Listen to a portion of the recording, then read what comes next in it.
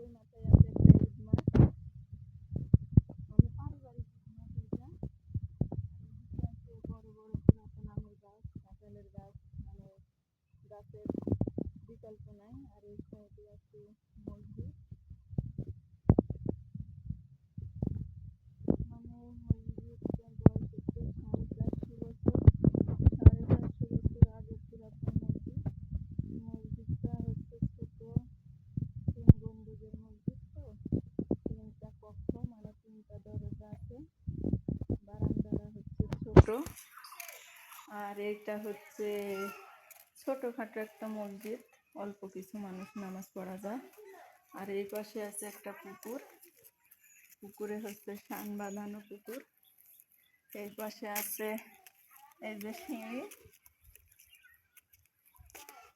মানে এই জায়গাটায় গ্রামের মানুষ গোসল করে, কাপড় চোপড় ধোয়। এই পাশে আছে একটা বসার জায়গা, সিঁড়ি। এই যে এই পাশে আছে মানে মসজিদটার বাইরের সাইড, ওই পাশে আছে কল, টয়লেট। আর মানে পুরাতন ইতিহাস এটা। এই মসজিদটার মানে কোনো উন্নয়ন হয়নি, এটা হচ্ছে পারিবারিক একটা বড় যে জনগোষ্ঠী, বড় গোষ্ঠীর মানুষের একটা এটি পারিবারিক নিজস্ব জায়গার উপরে এই মসজিদটা। আর ওই পাশে আছিল পারিবারিক একটু কবরস্থান। এই পাশে আছে এই যে মোটর, কলের পাড়। এই যে উপরে দেখেন কি সুন্দর, মানে সব কিছুই পুরাতন তো, উল্টাপাল্টা, আর কোনো উন্নয়নই হয়নি।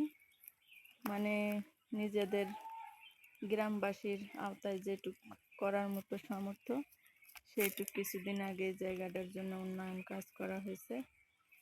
আসলে এই জায়গাটা আপনারা কে কে চিনেন অবশ্যই কমেন্ট করে জানাবেন। আর পুরাতন জায়গা আসলে সবারই মন ভালো লাগবে। কে কে আসতে চান এসে অবশ্যই এই জায়গাটা দেখে যেতে পারেন।